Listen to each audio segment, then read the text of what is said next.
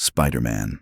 The friendly neighborhood hero with a heart of gold and wrists that fire high-tension miracle string. It's one of the most iconic images in comic book history. Spidey swinging from a skyscraper, dangling upside down, or stopping a runaway train with nothing more than a web line and a prayer. But have you ever paused and asked yourself, could that web actually work? Is there any science behind it?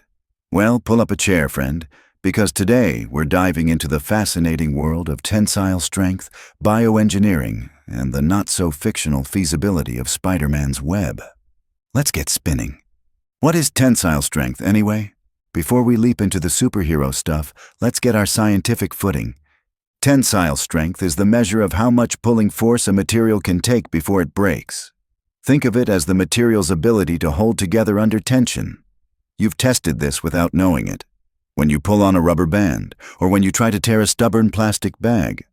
Tensile strength is usually measured in pascals, or more commonly, gigapascals, GPa, when you're dealing with serious materials. 1 gigapascal is a billion pascals. For perspective, the tensile strength of human hair is about 0.2 gigapascals. High-grade steel?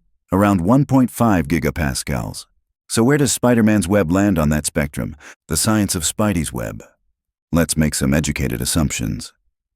Spider-Man's web isn't just silk, it's super silk, whether synthetic or magically bioengineered from radioactive spider goo.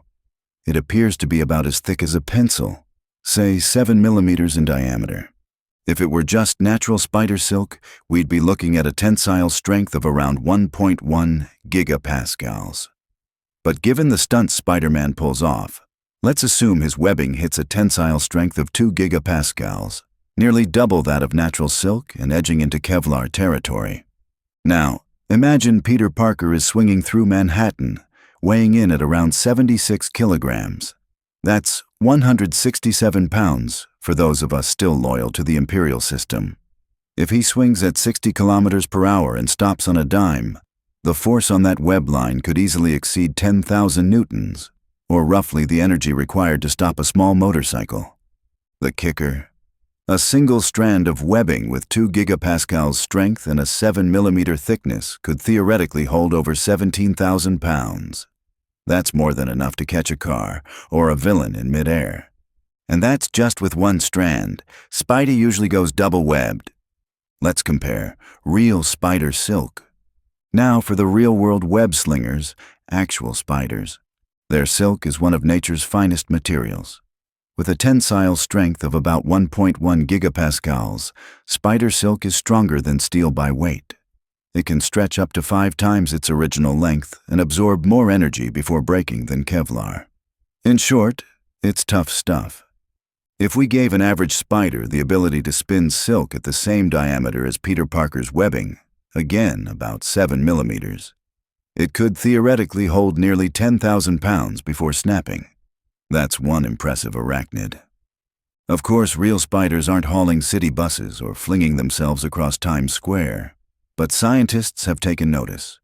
Research into synthetic spider silk, produced by genetically modified bacteria, yeast, and even goats, is well underway. One day we may use it to make parachutes, sutures, even bulletproof clothing. In other words, Spider-Man might be fiction, but his science isn't far behind. Other real-life materials worth mentioning. Let's bring in a few other heavy hitters for context. Kevlar, used in body armor, sits at around 3.6 gigapascals, more than Spider-Man's web, but much less elastic. Carbon nanotubes, those can go up to 60 gigapascals, but they're brittle and costly. And graphene, the wonder material, might go even higher, but it's still in the lab phase for most applications. Compared to these, Spider-Man's webbing is a sort of middle ground, strong, flexible, practical, and realistically within reach of near-future materials science. In conclusion, so is Spider-Man's web scientifically plausible? Yes, if you squint a little and allow for some artistic license. It stretches the truth, sure, but it's rooted in real material science. With a tensile strength of around 2 gigapascals and extraordinary energy absorption, Spider-Man's webbing stacks up surprisingly well against the best materials known to man, and Spider. It's a beautiful fusion of biology and fantasy, woven together into one of pop culture's most enduring symbols. So the next time you see Spidey swing through the city skyline or catch a falling villain mid-plunge, know this: he might be fictional, but his web's got very real science behind it.